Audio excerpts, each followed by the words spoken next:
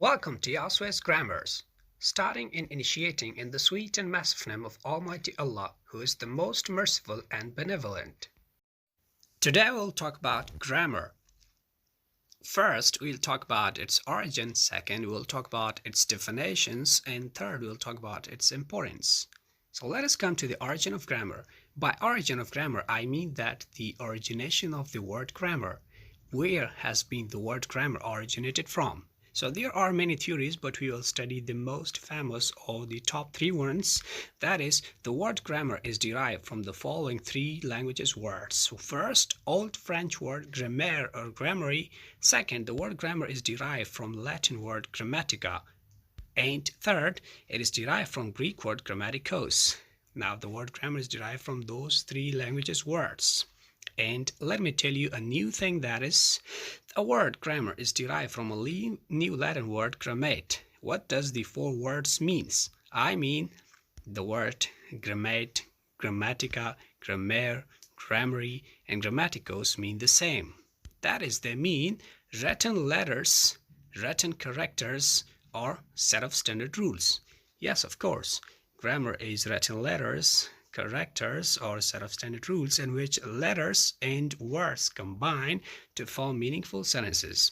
After this, let us move to the next thing, that is, we will discuss definitions of grammar.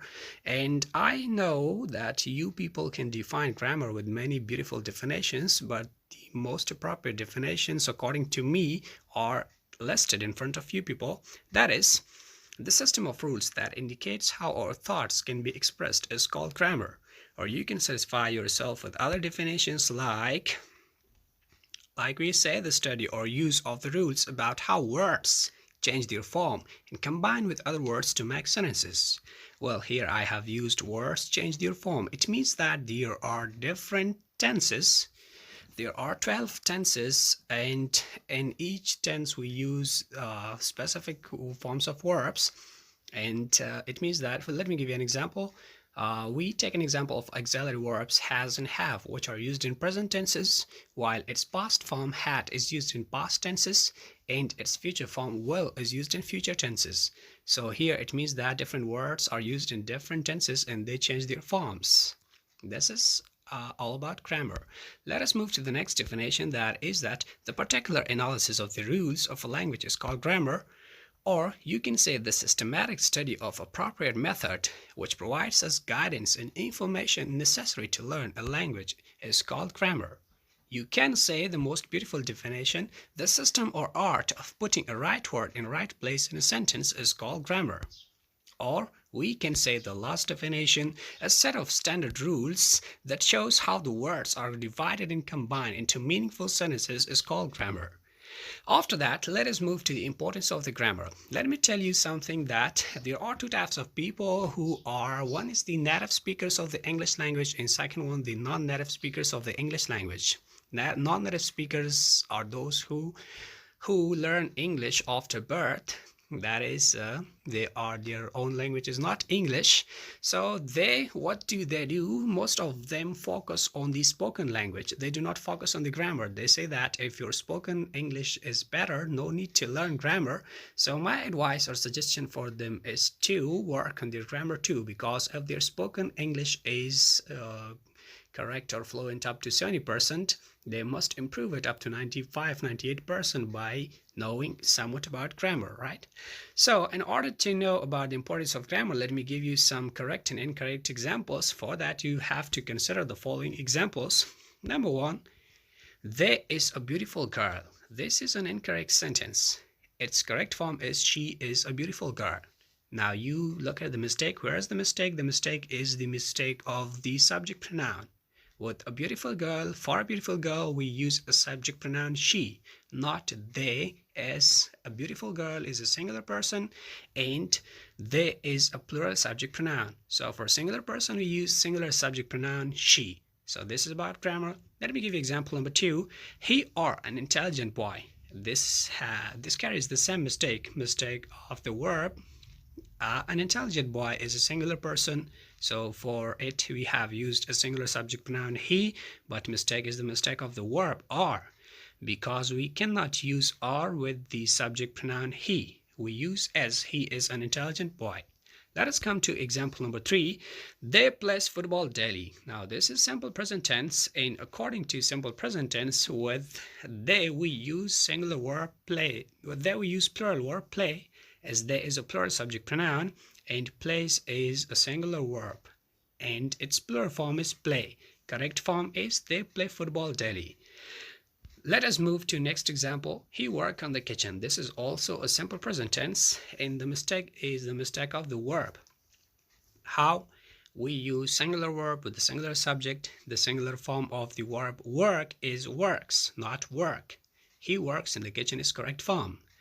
And these rules are studied in a topic called subject verb agreement, and inshallah in coming videos I will explain this topic, subject verb agreements, in which I will teach you rules, which verb to use with which word, which subject, and which word should be used or followed by which word.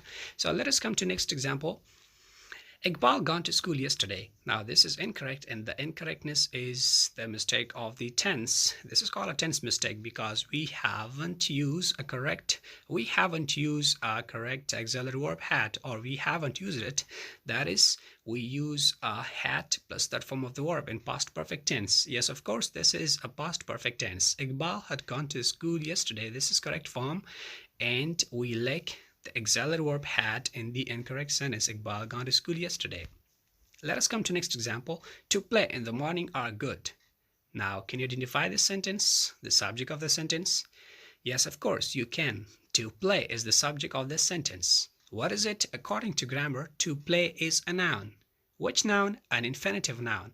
Let me tell you, to plus base form of the verb is called infinitive. And this, what is infinitive? Infinitive is to plus base form of the verb which does not belong to any tense or subject, and it functions as a noun, is called infinitive. To play in the morning are good is incorrect. To play in the morning is good is correct. The mistake is the mistake of the verb. Are is not used, is used. Why? According to subject verb agreement, when we use gerund or infinitive as the subject of the sentence, then we use a singular form of verb, is, not are. So let us move to next example. There is 20 books on the table. Its correct form is there are 20 books on the table. Where is the mistake? Mistake is the mistake of the verb. With 20 books we use are, not is. You would be confused that we are not looking to the subject this time. Where is the subject? Can you identify? Yes, the subject of this sentence is there. Let me tell you, the word there, T-H-E-R-E, is not real subject in this sentence. In every sentence, the word there is an unreal subject. How? What do you mean by this? Let me tell you, there are two types of subject, real subject and unreal subject. A real subject is that subject for which the main verb of the sentence is used. And unreal subject is that subject for which the main verb of the sentence is not used, or it is not affected by it. Let me clarify it to you with this example. There is 20 books. There are 20 books. For 20 books we use are, not is. Now we are not looking to the subject there by changing the word form. We look at to the 20 books. Therefore, the word there is not affected by the use of is or are, but the verb is affected by the 20 books, right? Next example is smoking cigarette are injurious. This is a mistake of the verb, and the subject of the sentence is gerund. To play is infinitive, smoking is gerund. So I told you before that when gerund or infinitive is used as the subject of the sentence, then we follow it by singular verb. Are is incorrect and is correct. So smoking cigarette is injurious. Last example is I'm loving you a lot, or I love you a lot. Which is correct? I love you a lot is obviously correct, and I'm loving you a lot is incorrect. Why? Let me tell you that love is a static verb and loving is wrong.